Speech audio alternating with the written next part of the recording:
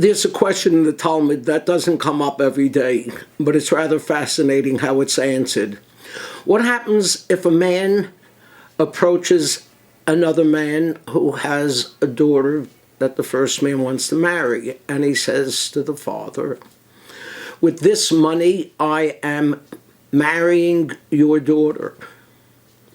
That is considered a marriage. The only problem is, what if the man has 3 daughters? Which one is he married to? And in case of a divorce, which one does he have to get a divorce from? This question is discussed in the Talmud, and the Talmud tells us that if a man had 3 daughters, we have to assume that it's the oldest that the suitor came for. Why do we assume it's the oldest? Rabbeinu Tam, one of the great commentators on the Talmud, tells us, we learn this from a verse in this week's Torah portion, where our forefather Yaakov thinks that he is marrying Rachel, the younger daughter, and is tricked by Lavan into marrying Leah, the older daughter, and Lavan says to him, where we come from, it's not the way for the younger to get married for the older. So we always assume the older comes first. Who do we learn this from? From Lavan? Lavan, who tricked Yaakov? Lavan, who is considered one of the greatest enemies of the Jewish people? From him we learn a halachic concept. And this is not the only place.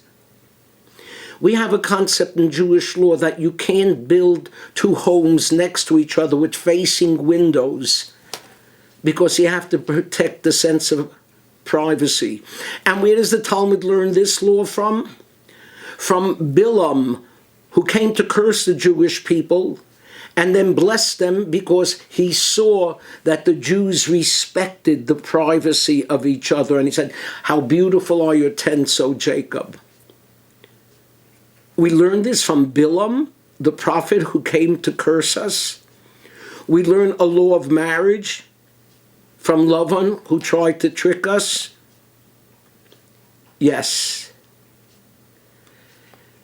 We believe that there is wisdom in people, irrespective of who they are.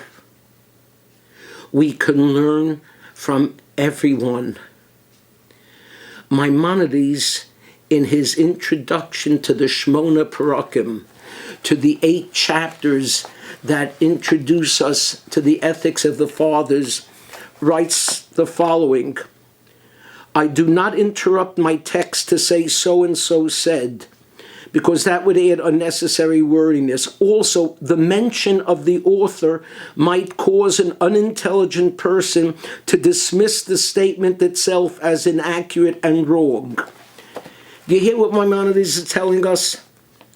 He doesn't tell us the name of the author of the thought he's expressing, because we might judge the thought on the basis of the author. And that's no way of becoming intelligent. What Maimonides is telling us is it doesn't matter if what we hear is coming from Sean Hannity or if it's coming from Rachel Maddow. What we have to look for is the truth, the facts, irrespective of who's speaking and who's saying it. We've lost sight of this.